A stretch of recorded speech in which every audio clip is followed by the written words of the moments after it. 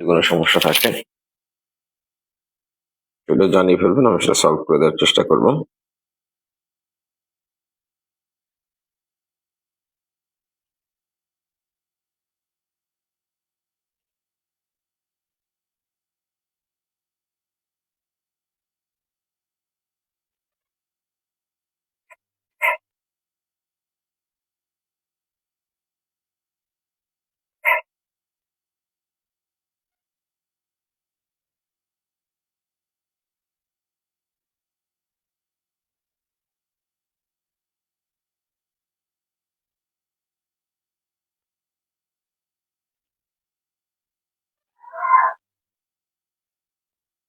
সেটা জানিয়ে ফেলবেন, আমি সেটা সলভ করে দেওয়ার চেষ্টা করবো।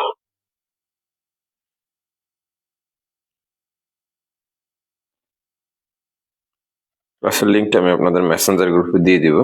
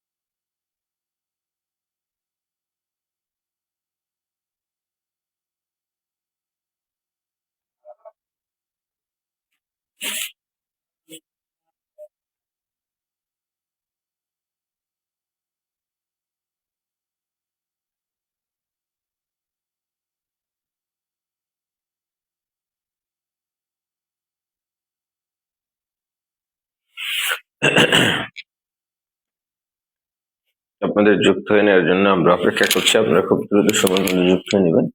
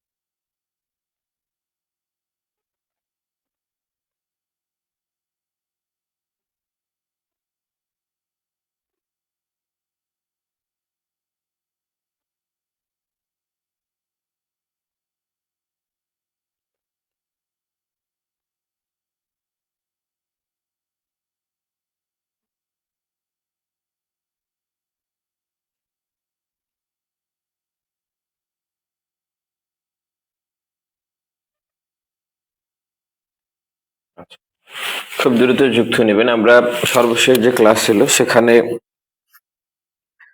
যে বিচার পরবর্তী যে কার্যক্রম, সেই কার্যক্রম নিয়ে আলাপ করতেছিলাম। আপনারা খুব দ্রুত সময়ের মধ্যে যুক্ত হয়ে নেবেন। ওকে, আমরা 2-1 মিনিটের মধ্যে ক্লাসে চলে যাব। বিচার পরবর্তী কার্যক্রমে দণ্ড কার্যকরের যে বিষয়টা ছিল সেই বিষয়টা আমরা গত ক্লাসে দেখেছি। দণ্ড স্থগিত, খালা এবং দণ্ড মওকুফের বিষয়টা দেখেছি।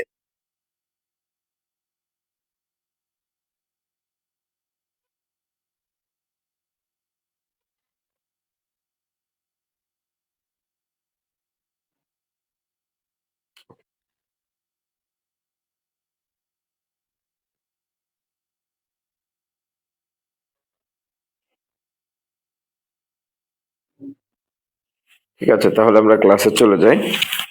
আমরা আজকে প্রথম যে বিষয়টা নিয়ে কথা বলবো সেটা হচ্ছে আপিল নিয়ে কথা বলবো, রিভিশন নিয়ে কথা বলবো।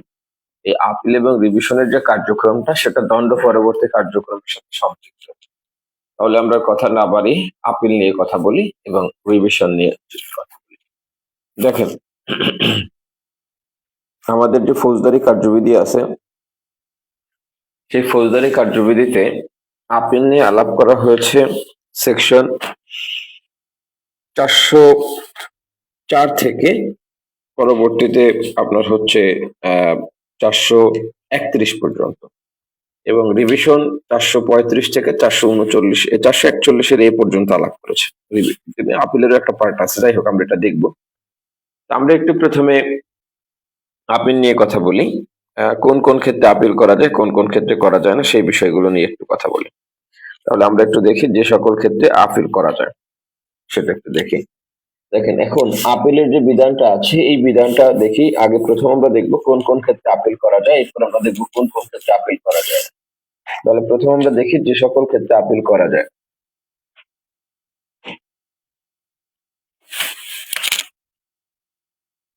আপিল চলে, তাহলে আমরা প্রথম দেখি কোন কোন ক্ষেত্রে আপিল চলে সেই বিষয়গুলো সেকশন 405 থেকে আলাপ করেছে। সেকশন 405 এখানে বলা হয়েছে, যদি আদালত 89 অনুযায়ী কোন সম্পত্তি ক্রোক করে, এই ক্রোককৃত সম্পত্তি পুনরুদ্ধারের একটা আবেদন করা যায়। তাহলে সম্পত্তি হুলিয়া এবং ক্রোকের নাম আপনারা শুনেছেন। তাহলে যদি হুলিয়া করার পরে সেকশন 89 অনুযায়ী কোন সম্পত্তি ক্রোক করে, সেকশন ধারা 89 অনুযায়ী যদি কোনো সম্পত্তি ক্রোক করে, তাহলে এই ক্রোক মুক্তি চেয়ে যে আবেদন করা হয়, ক্রোক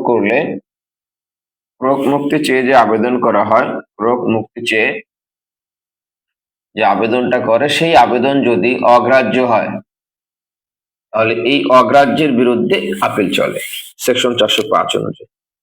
এরপর দেখবো সেকশন 406। সেকশন 406 বলেছে 118 ধারার মুচলেখার যে আদেশ প্রদান করা হয়, 118 ধারার যে মুচলেখা দেওয়ার জন্য যে আদেশ প্রদান করা হয়, সেই মুচলেখা আদেশের বিরুদ্ধে আপনি চাইলে কি করতে পারবেন, আপিল করতে পারবেন। দেখেন 406 বলছে, কোন ম্যাজিস্ট্রেট যে ব্যক্তিকে 118 ধারার অধীন শান্তি রক্ষা বা সদাচরণের জন্য জামানতের আদেশ দিতে উক্ত আদেশের বিরুদ্ধে দায়ের আদালতে আপিল দায়ের করতে পারবে। 118 ধারায় মুচলেখার যে আদেশ দেওয়া হয়, এখানে যদি তাকে কোনো জামানত দিতে বলা হয়, সেই জামানত তিনি যদি না দিতে চায় তার বিরুদ্ধে তিনি আপিল করতে পারবেন। এরপর দেখি 406 এ এখানে যে বিষয়টা বলেছে, এখানে বলা হয়েছে যে আপনার যদি 122 ধারার অধীন জামানত গ্রহণ করতে অস্বীকার করে তাহলে এই অস্বীকৃতির আদেশের বিরুদ্ধে আপিল চলবে। তাহলে 122 ধারার অধীন জামানত গ্রহণে অস্বীকৃতি জানালে তাহলে এই অস্বীকৃতির বিরুদ্ধে আপনি কি করতে পারবেন, আপিল করতে পারবেন। ঠিক আছে। আচ্ছা, এরপর আমরা দেখবো যে আরেকটা ধরনের আপিল আমরা করতে পারি, সেটা বলে দণ্ডাদেশের বিরুদ্ধে আপিল করা যায়। দণ্ডাদেশ, তাহলে দণ্ডাদেশের বিরুদ্ধে আপিল নিয়ে আলাপ করা হয়েছে আমাদের। তাহলে 89 ধারার বিরুদ্ধে আপিল করা যায়। 118 ধারার মুচলেকা আদেশ যে জামানত দেওয়ার কথা বলছে, এর বিরুদ্ধে আপিল করা যায়। 122 ধারার অধীন জামানত গ্রহণে যদি অস্বীকৃতি যায়, এর বিরুদ্ধে আপিল করা যাবে। আবার এখন আমরা দেখবো দণ্ডাদেশের বিরুদ্ধে আপিল করা যায়। দণ্ডাদেশের বিরুদ্ধে আপিল নিয়ে কথা বলেছে সেকশন 107 থেকে 110। সেকশন 107 বলছে, সেকেন্ড ক্লাস অথবা থার্ড ক্লাস ম্যাজিস্ট্রেট যদি কোনো দণ্ড প্রদান করে, তাহলে দ্বিতীয় অথবা তৃতীয় শ্রেণীর ম্যাজিস্ট্রেট দণ্ড প্রদান করলে এর বিরুদ্ধে আপনি আপিল করবেন কোথায়? তাহলে বলছে সেকেন্ড ক্লাস অথবা থার্ড ক্লাস এই ম্যাজিস্ট্রেট যদি দণ্ড প্রদান করে, এর বিরুদ্ধে আপনি আপিল করবেন CJM, চিফ জুডিশিয়াল ম্যাজিস্ট্রেটের কাছে আপনি আপিল করতে পারবেন। এরপর বলা হচ্ছে 407 হবে, 407 থেকে 410। এরপর দেখেন 408 ধারায় বলছে, যদি অন্যান্য যে ম্যাজিস্ট্রেটরা আছেন সেই ম্যাজিস্ট্রেট সেকেন্ড ক্লাস এবং থার্ড ক্লাস ম্যাজিস্ট্রেট ছাড়া বাইরে যে ম্যাজিস্ট্রেট আছেন সেটাকে আমরা বলি প্রথম শ্রেণীর ম্যাজিস্ট্রেট অথবা মেট্রোপলিটন ম্যাজিস্ট্রেট। এর বাইরে আরেকজন জজ আছে যাকে আমরা বলি যুগ্ম দায়রা জজ। এদের বিরুদ্ধে আপনি আপিল করবেন কোথায়? তাহলে বলা হয়েছে, যদি ফার্স্ট ক্লাস ম্যাজিস্ট্রেট কোনো দণ্ড প্রদান করে অথবা মেট্রোপলিটন ম্যাজিস্ট্রেট কোনো দণ্ড প্রদান করে, কোনো সেকশন নিয়ে কোশ্চেন থাকলে এটা মেনশন করবেন, আমি উল্লেখ করবো।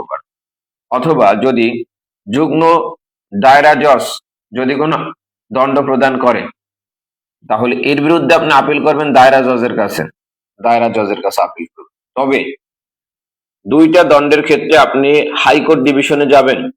এক হচ্ছে যুগ্ম দায়রা জজ, তিনি যে দণ্ড প্রদান করলো, সে যদি এমন দণ্ড প্রদান করে যার মেয়াদ 5 বছরের বেশি, অথবা তিনি যদি রাষ্ট্রদ্রোহিতার অপরাধ স্পেসিফিক, এখানে একটা দণ্ডের কথা বলা হয়েছে 124-এর ক ধারায়, তিনি যদি কোনো দণ্ড প্রদান করে 124-এর ক ধারায়, পেনাল কোডে 124-এর ক ধারায় যদি দণ্ড প্রদান করা হয়, তাহলে এই দুইটা ক্ষেত্রে এই আপিলটা যাবে কার কাছে?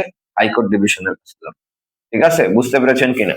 তাহলে ফার্স্ট ক্লাস ম্যাজিস্ট্রেট অথবা যুগ্ম দায়রা জজ অথবা মেট্রোপলিটন ম্যাজিস্ট্রেটের ক্ষেত্রে, মনে রাখবেন মেট্রোপলিটন ম্যাজিস্ট্রেটের ক্ষেত্রে মেট্রোপলিটন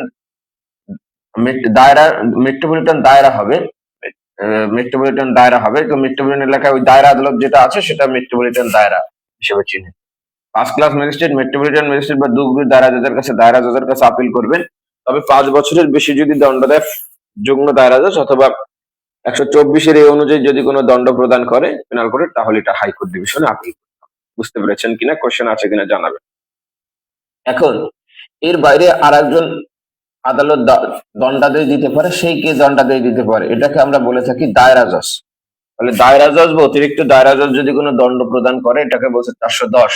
দায়রা জজ অথবা অতিরিক্ত দায়রা জজ, এই দায়রা জজ অথবা অতিরিক্ত দায়রা জজ যদি কোনো দণ্ড প্রদান করে, তাহলে এই দণ্ডের বিরুদ্ধে আপনি আপিল করতে পারবেন কোথায়? বলছে এই দণ্ডের বিরুদ্ধে আপনাকে আপিল করতে হবে হাইকোর্ট। ঠিক আছে, আশা করি জিনিসটা বুঝতে পেরেছেন। এরপরে আমরা যে আপিলটা দেখবো, এটাকে আমরা বলে থাকি খালাসের আদেশের বিরুদ্ধে আপিল। খালাসের আদেশের বিরুদ্ধে আপিল। তাহলে খালাসের আদেশের বিরুদ্ধে আপিল কত ধারা অনুযায়ী করা যায়? 417 সাবসেকশন 1 আর 417 সাবসেকশন 2 অনুযায়ী করা যায়। 417 সাবসেকশন 1 কি বলেছে? বলছে মূল মামলায় অথবা আপিলে প্রদত্ত যে খালাস দেওয়া হয়েছে তার বিরুদ্ধে পাবলিক প্রসিকিউটর আপিল করতে পারবে। তাহলে 417 এতে আপিল করতে পারবে কি? যেটাকে আমরা পিপি বলে থাকি, পাবলিক প্রসিকিউটর। কোন মামলায়? বলছে মূল মামলায় যে খালাস দেওয়া হয়েছে, মূল মামলায় যদি খালাস দেওয়া হয়, অথবা আপিলে যদি খালাস দেওয়া হয়, তাহলে একবার আপিলে খালাস দিলে আবার আপনি আপিল করার সুযোগ পাবেন। সেকেন্ড আপিলের বিধান আছে খালাসের আদেশের বিরুদ্ধে। আবার মূল মামলা যেটা আছে, সেই মূল মামলায় কি করা যাবে? যদি খালাস প্রদান করা হয়, তাহলে এর বিরুদ্ধে কি করা যাবে? আপিল করা যাবে। এটা কোন ধরনের মামলা আপনি করতে পারবেন? বলছে এটা যে কোনো মামলায় করা যাবে, হোক সেটা সিআর অথবা জিআর, যে কোনো মামলায় পিপি এই আপিল করতে পারবে খালাসের আদেশের বিরুদ্ধে। 417-2 বলছে নালিশকারীর সুযোগ আছে। নালিশকারী করতে পারবে, তবে নালিশকারী শুধুমাত্র মূল মামলায় যদি খালাস দেয়, তাহলে আপিল করতে পারবে খালাসের বিরুদ্ধে, মূল মামলায় খালাস। এই নালিশকারীর ক্ষেত্রে যে বিষয়টা প্রযোজ্য হবে সেটা হচ্ছে ইনি শুধুমাত্র সিআর মামলার ক্ষেত্রে করতে পারবে, জিআর মামলার ক্ষেত্রে খালাসের বিরুদ্ধে আপিল করতে পারবে না। এখন যে বিষয়টা সেটা হচ্ছে, এই যদি খালাসের আদেশের বিরুদ্ধে আপিল করে, সেক্ষেত্রে যদি পিপি আপিল করে, তাহলে তার তামাদি মেয়াদ মনে রাখবেন 6 মাস হবে। 6 মাস। খালাসের ক্ষেত্রে পিপি আপিল করলে এই ক্ষেত্রে খালাসের বিরুদ্ধে 6 মাস তিনি সময় পাবেন। তবে যদি অভিযোগকারী আপিল করে, সেক্ষেত্রে তিনি সময় পাবেন হচ্ছে 60 দিন। ঠিক আছে, আশা করি জিনিসটা বুঝতে পেরেছেন। বোঝা গেল কিনা? আচ্ছা, এখন একটা বিষয় দেখা গেল, যে সকল মামলা এফআইআর হয়, ফার্স্ট ইনফরমেশন রিপোর্ট যে সকল মামলায় হয়, এই সকল মামলায় আপনার হচ্ছে জিআর মামলা, এই জিআর মামলায় যদি পিপি আপিল না করে, তাহলে একজন ব্যক্তি থাকে যিনি সংবাদদাতা থাকেন, সেই সংবাদদাতার প্রতিকার কি? তাহলে বলছে যে খালাসের আদেশের বিরুদ্ধে যদি জিআর মামলায় আপিল না করে পিপি, তাহলে সংবাদদাতা রিভিশন করতে পারবে। ঠিক আছে, তাহলে খালাসের বিরুদ্ধে যদি পিপি, যে সকল জিআর মামলা হয় বা এফআইআর কেসে আপিল করতে হবে খালাসের বিরুদ্ধে কাকে? পিপি কে। নালিশকারী কিন্তু করতে পারবে না। এখন এখানে তো জিআর মামলা এফআইআর কেসে তো সংবাদদাতা আছে, নালিশকারী বলতে তো কেউ নাই, তাহলে কি করবে? তাহলে সংবাদদাতা তখন এর বিরুদ্ধে রিভিশন করতে পারবে, আপিলের সুযোগ পাবে না। ঠিক আছে, জিনিসটা বুঝতে পেরেছেন কিনা? যদি বোঝা যায় তাহলে আমরা সামনে অগ্রসর হবো, আর যদি বোঝা না যায় তাহলে জাস্ট কোশ্চেন করেন, কোন ধারাটা মেনশন করেন সেই ধারাটা যেটা বুঝতে পারবেন না সেটা নিয়ে আলাপ করব। এখন এই খালাসের বিরুদ্ধে আপনি আপিলটা যাবে কার কাছে সেটা একটু দেখবো।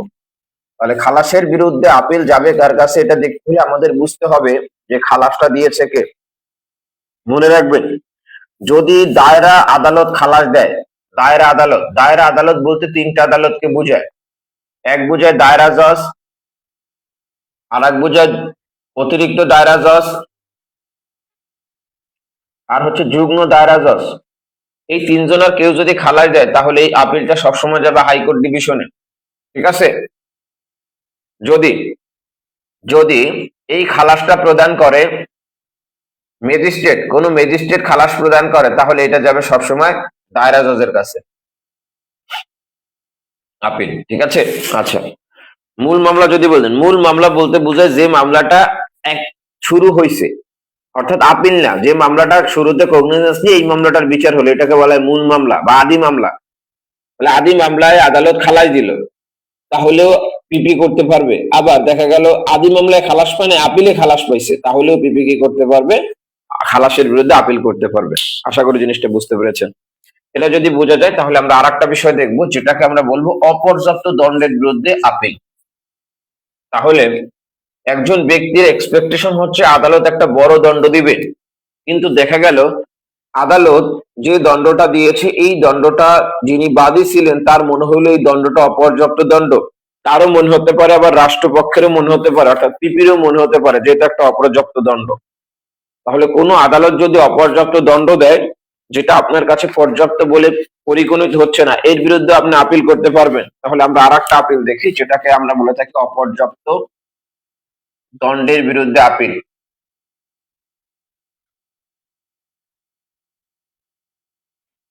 অপর্যাপ্ত দণ্ডের বিরুদ্ধে আপিল নিয়ে কথা বলেছে ফৌজদারি কার্যবিধির 417 এর সাবসেকশন 1, 417 এর সাবসেকশন 2 এখানে আলাপ করেছে।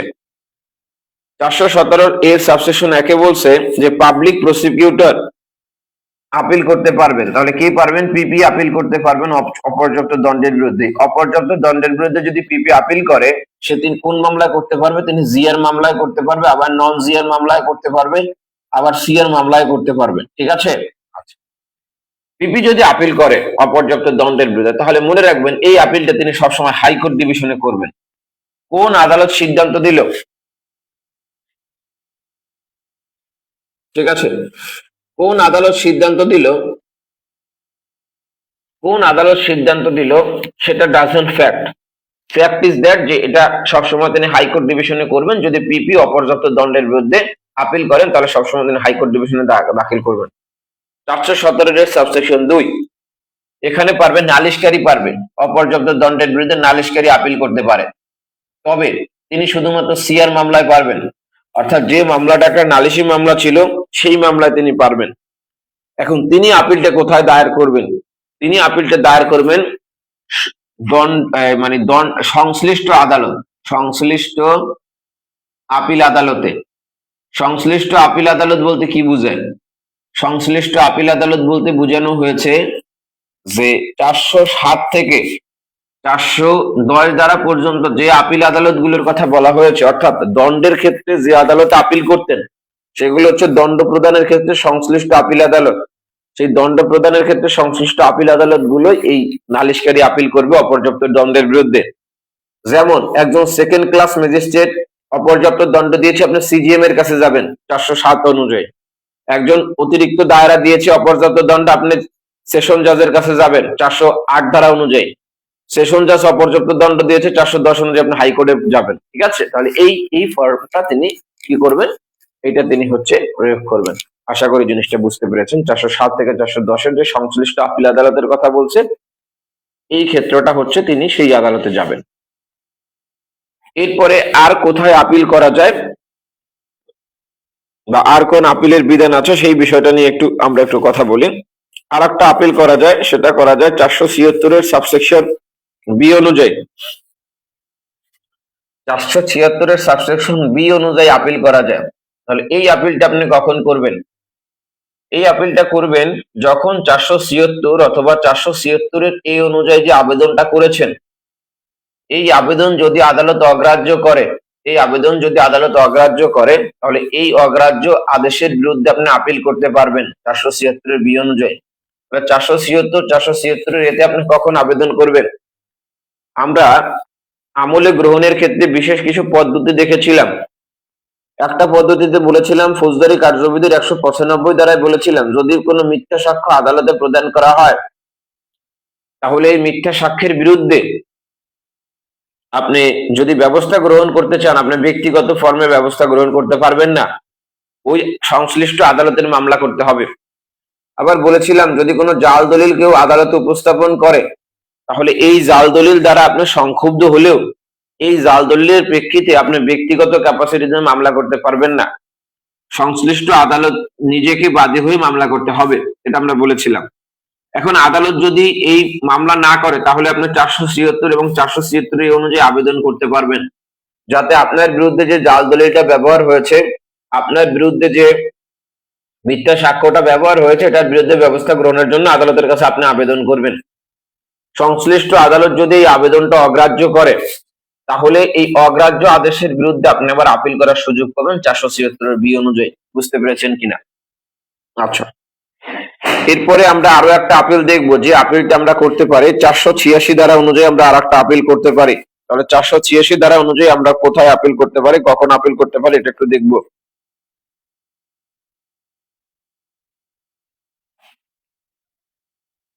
দেখেন 486 ধারায় বলছে 480, 85 এবং 485 ক ধারার যে আছে যে আদালত যে ব্যবস্থা গ্রহণ করতে পারে সেই ব্যবস্থা গ্রহণের বিরুদ্ধে আপিল করার বিধান বলা আছে। তাহলে 486-তে বলেছে যে যদি আপনার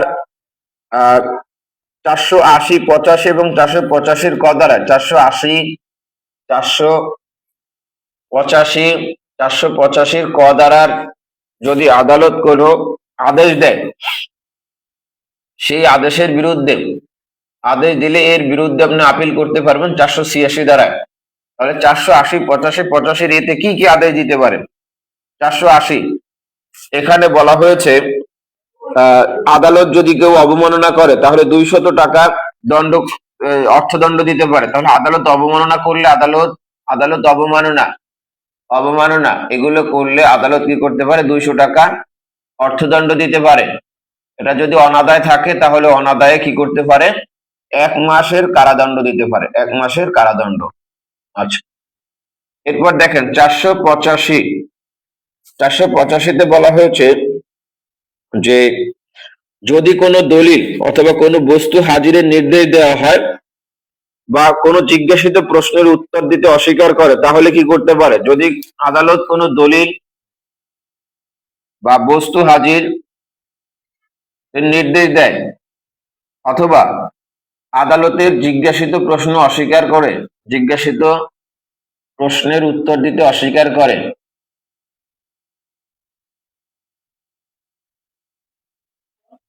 তাহলে আদালত তাকে সর্বোচ্চ 7 দিনের বিনাশ্রম কারাদণ্ড দিতে পারে। এই যে 7 দিনের বিনাশ্রম কারাদণ্ড দেয় এর বিরুদ্ধে প্রতিকার কি? এর বিরুদ্ধে প্রতিকার ও আপিল 486 ধারা অনুযায়ী। আর একটা বলেছে 485 এখানে যে বিষয়টা বলেছে এখানে বলা হয়েছে কোনো ব্যক্তি যদি সাক্ষী হাজির করার নির্দেশ দেয় তাহলে সাক্ষী হাজির না হওয়ার সাজা, তাহলে যদি সাক্ষী গড় হাজির থাকার সাজা, আদালত সাক্ষী হাজিরের নির্দেশ দিলে সাক্ষী গড় হাজির থাকার সাজা হচ্ছে আপনার সর্বোচ্চ 250 টাকা জরিমানা হতে পারে। তাহলে এই যে 480 অনুযায়ী যে 200 টাকা জরিমানা করলো 485 অনুযায়ী তাকে সর্বোচ্চ 7 দিনের বিনাশ্রম কারাদণ্ড দেওয়ার যে সুযোগটা আছে 485 এই অনুযায়ী সাক্ষী গড় হাজির থাকার জন্য তাকে যে সাজার বিধানটা রাখা হয়েছে এই সবগুলো ক্ষেত্রে বিরুদ্ধে প্রতিকার হচ্ছে এর বিরুদ্ধে কোনো ব্যক্তি চাইলে কি করতে পারবে? আপিল করতে পারবে। বুঝতে পেরেছেন কিনা? কোনো কোশ্চেন আছে কিনা? যদি কোনো কোশ্চেন থাকে তাহলে করতে হবে, যদি কোনো কোশ্চেন না থাকে তাহলে আমরা সামনে অগ্রসর হব।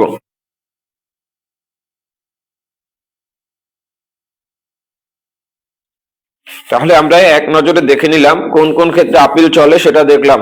এখন আমরা দেখব যে কোন কোন ক্ষেত্রে আপিল চলে না বা আইনে কোন কোন ক্ষেত্রে আপিলের সুযোগ নাই, সেই বিষয়গুলো নিয়ে আমরা এখন একটু কথা বলবো।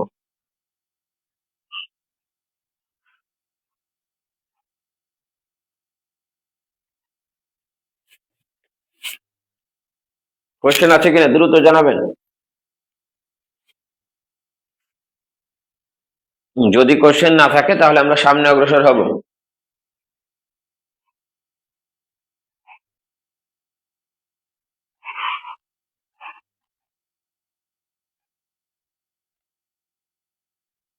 আচ্ছা, আমার মনে হয় আপনারা সব বুঝতে পেরেছেন।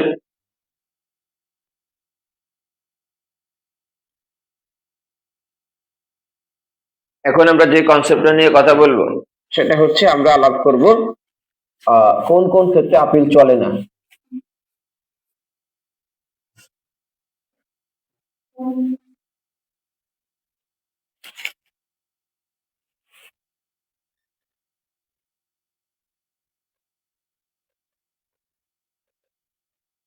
দেখেন, প্রথম যে ক্ষেত্রে আপিল চলে না সেটা বলা হচ্ছে আমাদের ফৌজদারি কার্যবিধির সেকশন 412।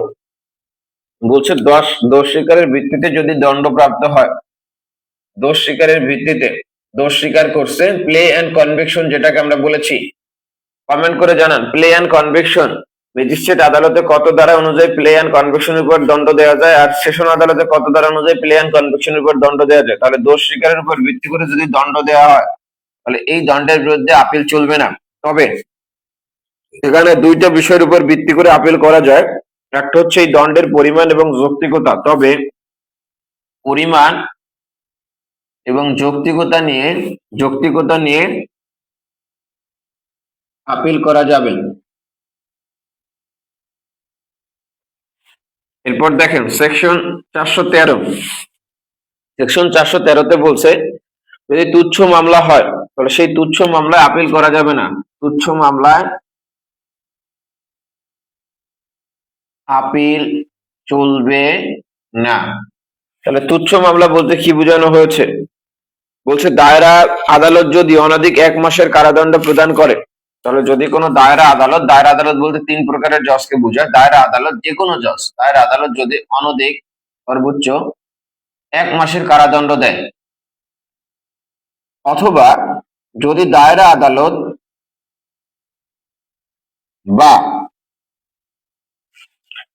যে ম্যাজিস্ট্রেটগণ আছেন সেই chief judicial magistrate, metropolitan magistrate অথবা প্রথম শ্রেণীর ম্যাজিস্ট্রেট সিজেএম, সিএমএম অথবা ফার্স্ট ক্লাস ম্যাজিস্ট্রেট, এরা যদি 5,000 টাকা পর্যন্ত জরিমানা করে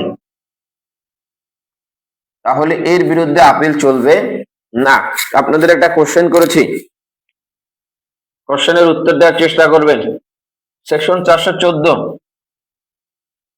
সেকশন 414-তে বলেছে যে সংক্ষিপ্ত, আচ্ছা এখানে আরেকটা বিষয় মনে রাখবেন, 413 ধারা অনুযায়ী অর্থদণ্ড অনাদায়ে যদি কোনো কারাদণ্ড দেওয়া হয়, যেখানে শুধু অর্থদণ্ড দেওয়া হয়েছিল, শুধু অর্থদণ্ড দেওয়া হয়েছিল, এই অর্থদণ্ড অনাদায়ে যদি কারাদণ্ড দেওয়া হয়, অনাদায়ে কারাদণ্ড, তাহলে এর বিরুদ্ধে আপিল চলবে না। 414 মানে এই কারাদণ্ডের বিরুদ্ধে আপিল চলবে না। আপনি অর্থদণ্ডের বিরুদ্ধে করতে পারবেন, কিন্তু অর্থদণ্ড অনাদায়ে কারাদণ্ড দিয়েছে এর বিরুদ্ধে আবার আপিল চলবে না। 414তে বলছে যে সংক্ষিপ্ত পদ্ধতিতে যদি বিচার হয়, এই সংক্ষিপ্ত পদ্ধতিতে বিচারে যদি আদালত 5,000 টাকার কম জরিমানা করে তাহলে এর বিরুদ্ধে আপিল চলে না। তাহলে এই সকল ক্ষেত্রে আপিল চলে না। আচ্ছা, হাসনাতুল কোশ্চেন আগে বোঝার চেষ্টা করেন। কোশ্চেনটা করেছি দণ্ড স্বীকারের ভিত্তিতে ম্যাজিস্ট্রেট আদালত কত ধারায় কারাদণ্ড দিতে পারে। দোষ স্বীকারের ভিত্তিতে আমি দোষ স্বীকার করে নিলে কত ধারায় কারাদণ্ড দিতে পারে ম্যাজিস্ট্রেট আদালত। আর একটা প্রশ্ন করেছি দায়রা আদালত কত ধারায় কারাদণ্ড দিতে পারে দোষ স্বীকারের ভিত্তিতে।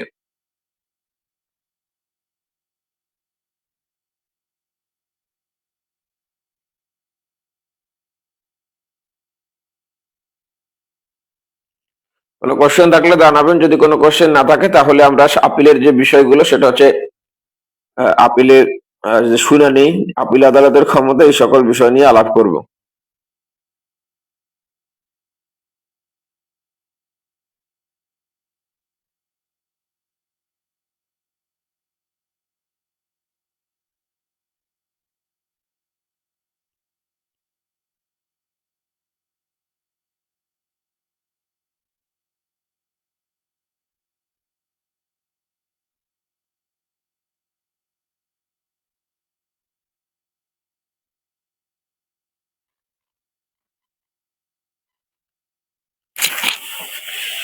কেউ সঠিক উত্তর দিতে পারতেছেন না, পড়াশোনা না করলে এই অবস্থা হয়, বুঝছেন? বা পড়াই যাচ্ছি তো পড়াই যাচ্ছে, আপনারা আর পড়াশোনা করতেছেন না।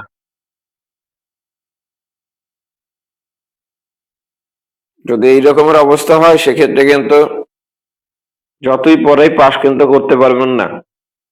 নিজের আন্তরিক হতে হবে, নিজের আন্তরিক হতে হবে। দেখি এটা তো মানে কি বলবো, আসলে 2-3টা ক্লাসের আগের পড়া সেইটা পারতেছেন না।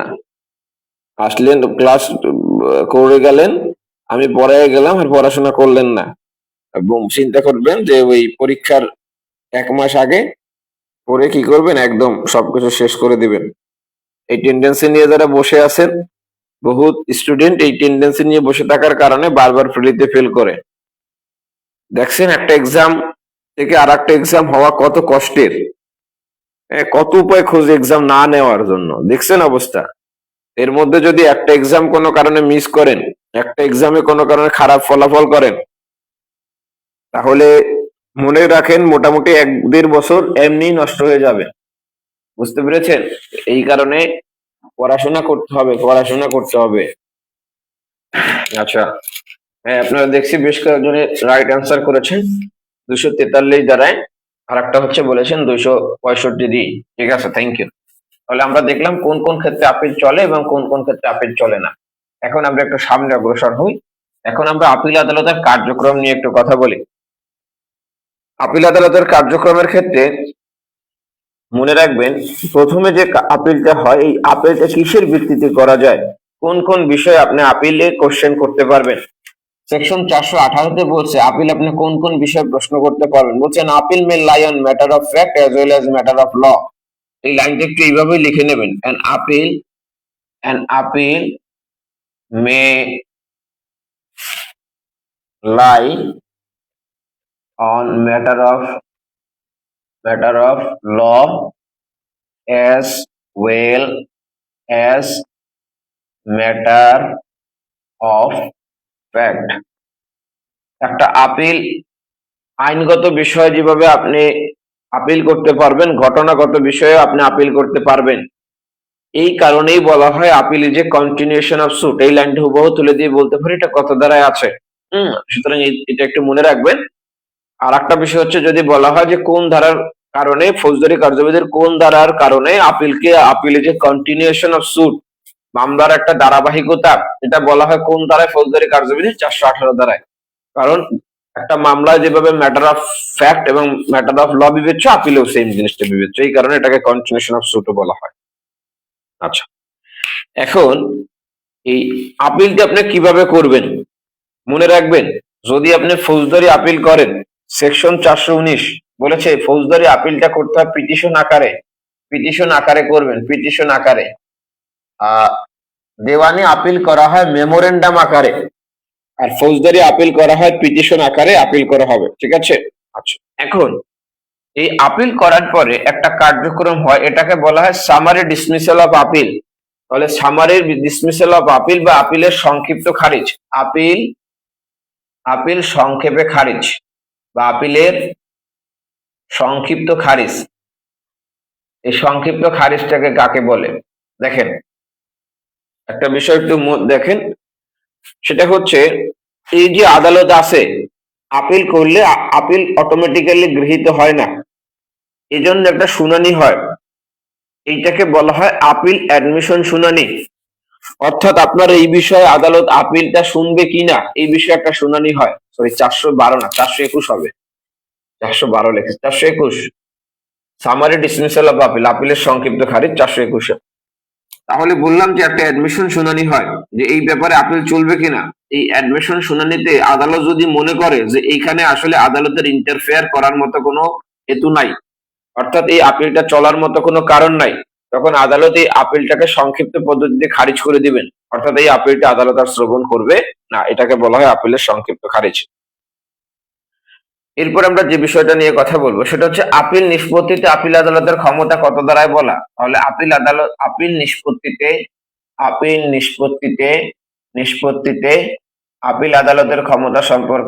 আপিল আদালতের ক্ষমতা সম্পর্কে 423-এ বলা ক্ষমতা। আচ্ছা, 426 426-এ বলছে যে জামিন দেওয়ার যে ক্ষমতা আছে সেই জামিন দেওয়ার ক্ষমতা নিয়ে কথা বলছে 426-এর 2-এর ক। তাহলে 426-এর 1-এ বলছে আপিল আদালত কি করতে পারে, আপিল আদালত দণ্ডাদেশ স্থগিত রেখে জামিনে মুক্তি দিতে পারে। তাহলে আপিল আদালতের জামিনের ক্ষমতা 426-এ, আপিল আদালতের জামিনের ক্ষমতা 426 দ্বারায়। 426-এর 2-এর ক, এখানে দণ্ড প্রদানকারী আদালতও জামিন প্রদান করতে পারে। তাহলে দণ্ড প্রদানকারী আদালত কখন জামিন প্রদান করতে পারে এই বিষয় নিয়ে কথা বলেছে 426-এর 2-এর এ। এখানে বলা হয়েছে যে আদালত দণ্ড প্রদান করলো সেই দণ্ড প্রদানকারী আদালত যদি 1 বছরের কম মেয়াদে কারাদণ্ড দেয়, কম মেয়াদের কারাদণ্ড, তাহলে এই দণ্ড প্রদানকারী আদালত আপিলের শর্তে জামিন প্রদান করতে পারে। আপিলের শর্তে জামিন, তাহলে এইটা আপিলের শর্তে জামিন বলতে বোঝায় যে তিনি নির্ধারিত একটা টাইম দিবে, 15 দিন, 20 দিন, 1 মাস, যে এর মধ্যে তাকে আপিল করতে হবে, এই শর্তে তাকে কি করতে পারে, জামিন প্রদান করতে পারে। আশা করি জিনিসটা বুঝতে পেরেছেন। আচ্ছা, এরপর যে বিষয়টা নিয়ে আমরা কথা বলবো সেটা হচ্ছে 427। এই দ্বারায় আপিল আদালতের ওয়ারেন্ট ইস্যু করার ক্ষমতা দেওয়া হয়েছে। সাধারণত আমরা দেখছি যে ওয়ারেন্ট ইস্যু করবে কে, ওয়ারেন্ট ইস্যু করবে দণ্ড প্রদানকারী আদালত। তাহলে আপিল আদালত কিন্তু মূল দণ্ড প্রদানকারী আদালত নয়। তাহলে আপিল আদালত কোন ক্ষেত্রে ওয়ারেন্ট ইস্যু করবে? 427-এ বলছে আপিল আদালত 2টা দণ্ডের ক্ষেত্রে ওয়ারেন্ট ইস্যু করতে পারে। যদি আপিল আদালতে কোনো আপিল করা হয়েছে, যে খালাসের বিরুদ্ধে কোনো আপিল করা হয়, খালাসের বিরুদ্ধে আপিল করা হয়। আর একটা হচ্ছে অপর্যাপ্ত দণ্ডের বিরুদ্ধে যদি আপিল করা হয়, অপর্যাপ্ত দণ্ড এর বিরুদ্ধে যদি আপিল করা হয়, আদালত যদি খালাসের বিরুদ্ধে এবং অপর্যাপ্ত দণ্ডের বিরুদ্ধে কোনো আদেশ প্রদান করে, সেই আদেশ কার্যকর করার জন্য আপিলের ক্ষেত্রে হাইকোর্ট বিভাগ বা অন্য কোনো আপিল আদালত, অর্থাৎ আপিল আদালত তখন ওয়ারেন্ট ইস্যু ওয়ারেন্ট দিতে পারে, ডব্লিউ দিতে পারে। এই ওয়ারেন্ট দিতে পারে হচ্ছে দণ্ড কার্যকরের ওয়ারেন্ট। ঠিক আছে? আচ্ছা, এরপর 428 দ্বারায় আপিল আদালতের আর একটা ক্ষমতার কথা বলা হয়েছে, এটাকে বলা হয়েছে অতিরিক্ত সাক্ষ্য গ্রহণ করার ক্ষমতা। অতিরিক্ত সাক্ষ্য গ্রহণ, তাহলে আপিল আদালত অতিরিক্ত সাক্ষ্য গ্রহণ করতে পারে। তাহলে আপিল আদালতের বেশ কিছু ক্ষমতা আমরা দেখেছি। আপিল আদালত সামারি ডিসমিসাল করতে পারে, একটা আপিল সংক্ষিপ্ত পদ্ধতিতে খারিজ করতে পারে। আপিল নিষ্পত্তিতে আপিল আদালত যে কোনো ক্ষমতা প্রয়োগ করতে পারে মূল আদালতের ন্যায় 423 ধারা অনুযায়ী। 426 ধারায় তিনি জামিন দিতে পারে আপিল আদালত। 427 ধারায় খালাসে ওয়ারেন্ট ইস্যু করতে পারে। আর 428 ধারায় আপিল আদালত অতিরিক্ত সাক্ষ্য গ্রহণ করতে পারে। এখন আমরা যে কনসেপ্টটা নিয়ে কথা বলবো এটাকে আমরা বলে থাকি অ্যাবেটমেন্ট অফ আপিল বা আপিল বাতিল। তাহলে 2টা জিনিস, একটা হচ্ছে আপিল খারিজ আর একটা হচ্ছে আপিল বাতিল, 2টা আলাদা আলাদা জিনিস। তাহলে আমরা একটু আপিল বাতিল নিয়ে কথা বলি। আপিল বাতিল কখন হয়?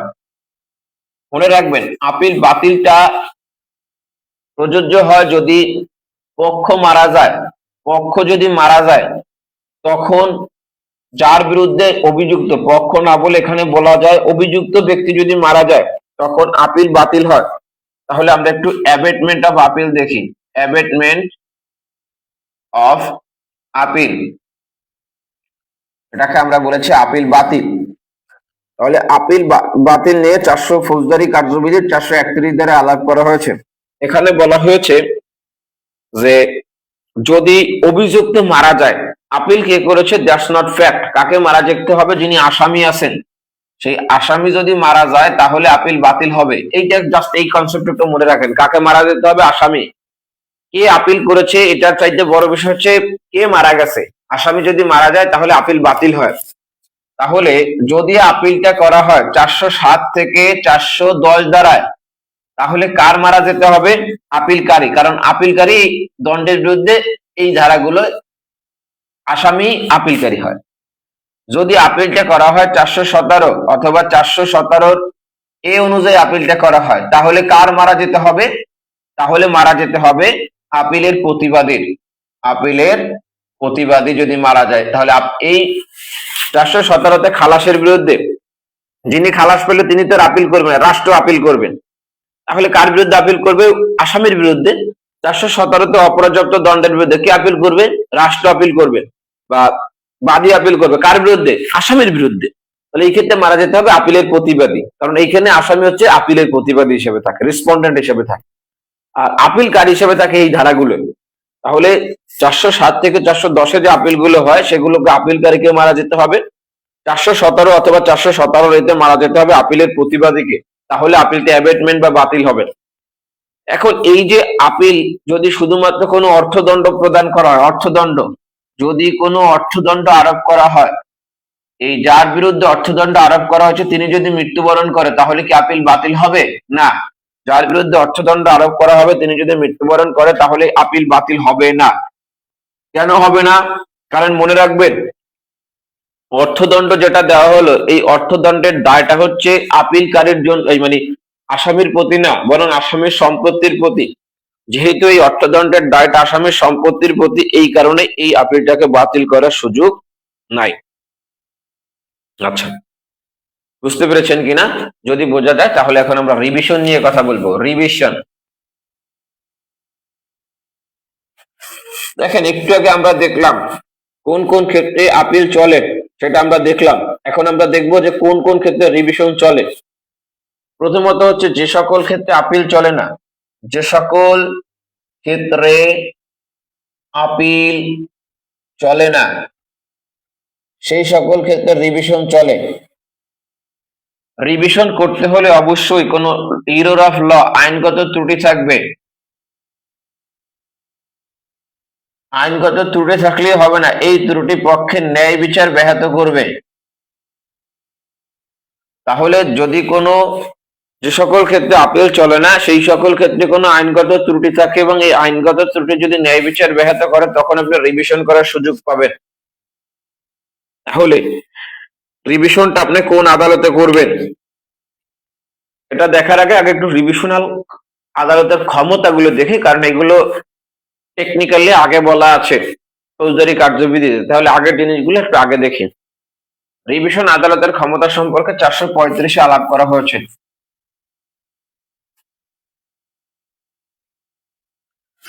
ফৌজদারি কার্যবিধির সেকশন 435, এখানে বলা হয়েছে রিভিশন আদালতের কি কি ক্ষমতা আছে। এখানে মূলত দুইটা আদালতের কথা বলা হয়েছে, এক বলা হয়েছে হাইকোর্ট ডিভিশন আর এক বলা হয়েছে সেশন জজ। তাহলে হাইকোর্ট ডিভিশন অথবা সেশন জজ প্রথম যে ক্ষমতাটা প্রয়োগ করতে পারেন সেটা হচ্ছে নথি তলব এর ক্ষমতা প্রয়োগ করতে পারেন, নথি তলব করতে পারেন, নথি তলব। তাহলে এই যে নথি তলব করবেন সেই নথি তলব তিনি কেন করবেন? বলছে কোন দণ্ড বা আদেশের নির্ভুলতা, বৈধতা বা যৌক্তিকতা। তাহলে কোন দণ্ড যেটা প্রদান করলো অথবা যে আদেশ প্রদান করলো সেই দণ্ড বা আদেশের নির্ভুলতা চেক করার জন্য, বৈধতা বা যৌক্তিকতা এইগুলো পরীক্ষা করার জন্য নথি তলব করতে পারবেন। এরপর দেখেন আদালত আর কি কাজ করতে পারেন, সেটা হচ্ছে আদালত দণ্ড কার্যকর স্থগিত রাখতে পারেন 435 অনুযায়ী। দণ্ড কার্যকর স্থগিত, এই দণ্ড কার্যকর স্থগিত রেখে জামিন প্রদান করতে পারেন। তাহলে দেখেন একটা কোশ্চেন করি, কোশ্চেনের উত্তর দিবেন। আপিল আদালত জামিন প্রদান করতে পারে কত ধারা অনুযায়ী? প্রশ্নটা হচ্ছে আপিল আদালত ফৌজদারি কার্যবিধির কত ধারা অনুযায়ী জামিন প্রদান করতে পারে? আর রিভিশন আদালত কত ধারায় পারে? 435 ধারায় পারে। তাহলে 435 ধারায় কখন দিবে? যদি দেখে মামলার কার্যক্রম রীতিসম্মত হয় নাই তাহলে আদালত কি করতে পারে? জামিনের আদেশ দিতে পারে। তাহলে মামলার কার্যক্রম, এটাই মনে রাখেন, দণ্ড কার্যকর স্থগিত রেখে জামিনও প্রদান করতে পারে 435 অনুযায়ী। এরপর রিভিশন আদালতের আর একটা ক্ষমতার কথা বলা হয়েছে ফৌজদারি কার্যবিধির 436-এ। এখানে বলা হয়েছে অধিকতর অনুসন্ধানের আদেশ দিতে পারে। তাহলে রিভিশন আদালত 436 অনুযায়ী অধিকতর অনুসন্ধান, এই অধিকতর অনুসন্ধানের আদেশ প্রদান করতে পারে। তাহলে এই যে অধিকতর অনুসন্ধানের আদেশ প্রদান করবে, তাহলে কি কি ভিত্তিতে কোন কোন ক্ষেত্রে করতে পারবে? তিনটা গ্রাউন্ড এটা করতে পারবে, তিনটা ক্ষেত্রে। প্রথম বলা হয়েছে, এক, যদি 203 ধারা অনুযায়ী মামলা খারিজ হয়, মামলা খারিজ, তাহলে আদালত অধিকতর অনুসন্ধানের আদেশ প্রদান করতে পারবেন। দুই, বলছে 204 এর সাবসেকশন 3 অনুযায়ী যদি খারিজ হয়, 204 এর সাবসেকশন 3 অনুযায়ী যদি মামলা খারিজ হয়, তাহলে অধিকতর অনুসন্ধানের আদেশ দিতে পারবেন। তিন, যদি কোনো আসামিকে অব্যাহতি প্রদান করা হয়, তাহলে কোনো আসামিকে যদি অব্যাহতি প্রদান করা হয়, যেটাকে আমরা বলেছি ডিসচার্জ, তাহলে যদি কোনো আসামিকে ডিসচার্জ করা হয়, কোন আসামিকে অব্যাহতি দেওয়া হয়, এই অব্যাহতির আদেশের বিরুদ্ধে আদালত চাইলে অধিকতর অনুসন্ধানের নির্দেশ দিতে পারবে। এই অধিকতর অনুসন্ধান সংশ্লিষ্ট আদালত নিজে করতে পারবে, নিম্নবর্তী কোনো আদালতকে নির্দেশ দিতে পারবে যে এই অনুসন্ধান করার জন্য। আশা করি জিনিসটা বুঝতে পেরেছেন। আচ্ছা, এখন আমরা একটু দেখার চেষ্টা করব, তাহলে রিভিশনটা আপনি কোন ক্ষেত্রে কত ধারা অনুযায়ী কোন আদালতে করবেন। দেখেন, রিভিশনের ক্ষেত্রে মনে রাখবেন, যদি কোনো ম্যাজিস্ট্রেটের আদেশের বিরুদ্ধে আপনি রিভিশন করতে চান, ঠিক আছে, তাহলে ম্যাজিস্ট্রেটের আদেশের বিরুদ্ধে যদি আপনি রিভিশন করতে চান, সেই ক্ষেত্রে এই রিভিশনটার করার জন্য আপনাকে যাইতে হবে কোথায়? এই রিভিশনটা করার জন্য আপনাকে দায়রা আদালতে যাইতে হবে, এই দায়রা আদালতে যাইতে হবে। আর যদি সেশন আদালতের আদেশের বিরুদ্ধে রিভিশন করতে চান, তাহলে আপনাকে যাইতে হবে হাইকোর্ট ডিভিশনে। তাহলে আমরা এখন একটু দেখি রিভিশনের ক্ষমতা। তাহলে রিভিশনের ক্ষমতা প্রথম যেটা, সেটা হচ্ছে 439 বলছে হাইকোর্ট ডিভিশন রিভিশন অ্যাকসেপ্ট করতে পারবে। হাইকোর্ট ডিভিশন 439 দ্বারায়।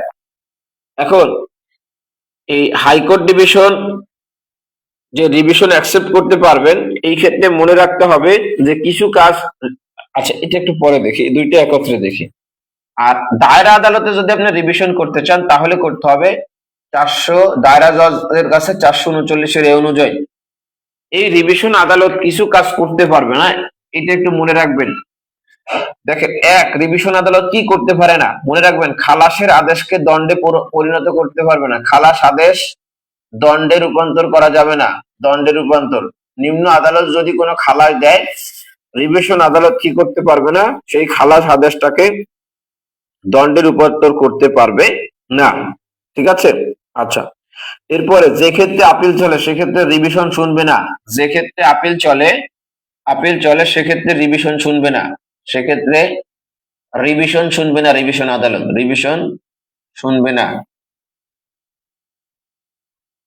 রিভিশন আদালত দণ্ড বৃদ্ধি করতে পারবে, কিন্তু যে আদালতের আদেশের বিরুদ্ধে রিভিশন করা হয়েছে, সেই আদালতের দণ্ড প্রদান করার যে ক্ষমতা আছে, তার অতিরিক্ত দণ্ড দিতে পারবে না।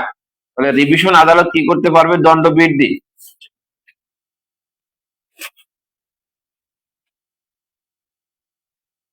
রিভিশন আদালত দণ্ড বৃদ্ধি করতে পারে, দণ্ড বৃদ্ধি। তবে যে আদালতের দণ্ডের বিরুদ্ধে রিভিশন করা হয়েছে,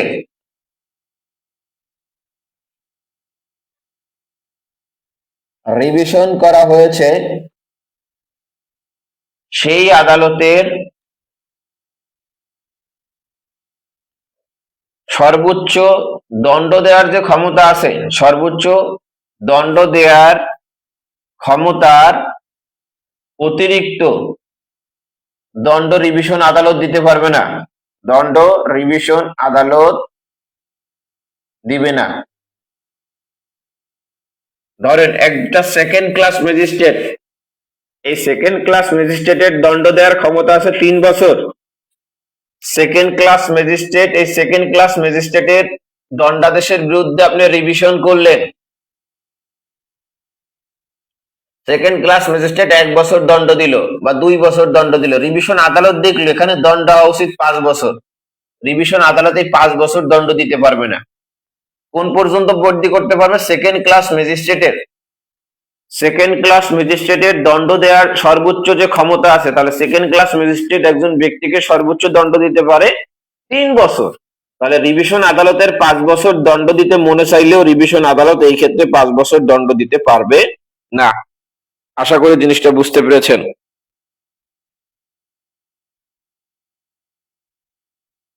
আচ্ছা, এরপর যে বিষয়টা নিয়ে আমরা কথা বলবো সেটা হচ্ছে এই যে রিভিশনটা করা হলো, এই রিভিশনটা আমরা মাঝে মাঝে দেখি অতিরিক্ত দায়রা জজও রিভিশন শ্রবণ করে। তাহলে অতিরিক্ত দায়রা জজ রিভিশন শ্রবণ করে কখন? যখন দায়রা জজ যে রিভিশনটা অ্যাকসেপ্ট করলো, দায়রা জজ যে রিভিশনটা অ্যাডমিট করলো, সেই দায়রা জজ রিভিশনটা অ্যাডমিট করে এই রিভিশনটাকে শুনানির জন্য প্রেরণ করতে পারে অতিরিক্ত দায়রা জজের কাছে। সরাসরি অতিরিক্ত দায়রা জজ কোনো রিভিশন অ্যাকসেপ্ট করতে পারে না, কোনো রিভিশন অ্যাডমিট করতে পারে না। যখন দায়রা জজ রিভিশনটাকে অ্যাকসেপ্ট করে অ্যাডমিট করে প্রেরণ করে, তখনই শুধুমাত্র অতিরিক্ত দায়রা জজ এটাকে শ্রবণ করতে পারে। আশা করি জিনিসটা বুঝতে পেরেছেন। এখন এই দায়রা জজের রিভিশনের সিদ্ধান্ত যে চূড়ান্ত, এটা মনে রাখবেন যে দায়রা জজ রিভিশনের যে সিদ্ধান্তটা দিবে সেটা চূড়ান্ত, এর বিরুদ্ধে আবার রিভিশন করার সুযোগ নাই। তাহলে দায়রা জজের রিভিশনাল সিদ্ধান্ত চূড়ান্ত, এর বিরুদ্ধে আবার কি নাই? রিভিশন করার সুযোগ নাই। ঠিক আছে, তাহলে দায়রা জজ রিভিশনে যে সিদ্ধান্তটা দিয়েছে সেই সিদ্ধান্তটা চূড়ান্ত, এর বিরুদ্ধে আবার রিভিশন করার কোনো সুযোগ নাই। আশা করি জিনিসটা বুঝতে পেরেছেন। এটা যদি বোঝা যায় তাহলে আমরা এখন একটু দেখার চেষ্টা করব যে রিভিশন নিষ্পত্তির যে সময়, কতদিনের মধ্যে আমরা দেখেছি একটা মামলা সেশন আদালতে হলে নিষ্পত্তির একটা নির্ধারিত সময় আছে, ম্যাজিস্ট্রেট আদালত হলে নিষ্পত্তির একটা সময় আছে। এখন আমরা একটু দেখি যে একটা মামলা যদি রিভিশন হয়, সেই রিভিশন বা আপিল এটাকে কতদিনের মধ্যে নিষ্পত্তি করতে হবে। ফৌজদারি কার্যবিধির 442-এর সাবসেকশন এ এখানে বলেছে যে 90 দিনের মধ্যে এটাকে নিষ্পত্তি করতে হবে। 442-এর সাবসেকশন এ এখানে বলছে যে অপর পক্ষ নোটিশ পাওয়ার তারিখ হতে, অপর পক্ষ নোটিশ, অপর পক্ষকে নোটিশ জারির তারিখ হতে 90 দিনের মধ্যে এই রিভিশনটাকে নিষ্পত্তি করতে হবে। আশা করি জিনিসটা বুঝতে পেরেছেন।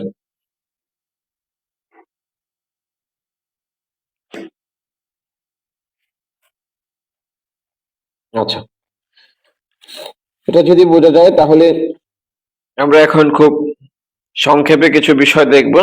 এর মধ্যে একটা বিষয় দেখব আমরা হেবিয়াস কার্পাসের যে বিধানটা আছে, সেই হেবিয়াস কার্পাসের বিষয় নিয়ে আলাপ করব। আচ্ছা, আমরা যাচ্ছি ফৌজদারি কার্যবিধির উপর 60টা ক্লাস নিয়েছি, তো যদিও এতেই শেষ করা যাইতো, বাট আপনাদেরকে একটু কম কম পড়াচ্ছি। এটার কারণ হচ্ছে আপনাদের যেহেতু টাইম আছে, আমরা চাচ্ছিলাম ফৌজদারি কার্যবিধির উপর আরো 3টা ক্লাস নিতে চাচ্ছিলাম। যদি মনে করেন যে 2টা ক্লাসে শেষ করব তাহলে আজকে আরেকটু পড়াবো, আর যদি মনে করেন যে না আরো একটা ক্লাস নিই, সেক্ষেত্রে মানে 3টা ক্লাসে শেষ করলে আজকে এখানে শেষ করব। দ্রুত জানাবেন ক্লাস কি 3টে নিব না 2টা নিব, তাইলে একটাই শেষ করা যায়, আর যে পড়া আছে।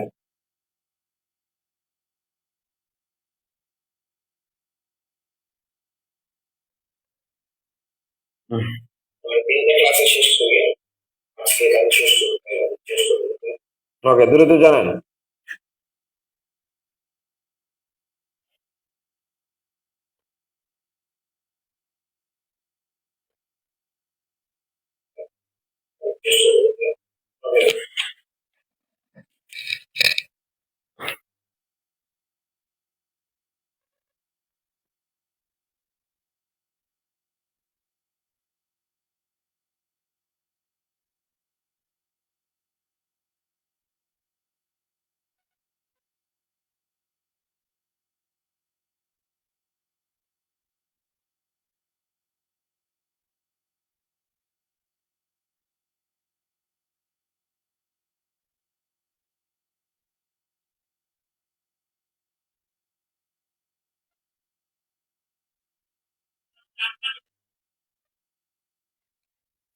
ঠিক আছে, তাহলে ভালো থাকেন। আল্লাহ হাফেজ, শুভরাত্রি।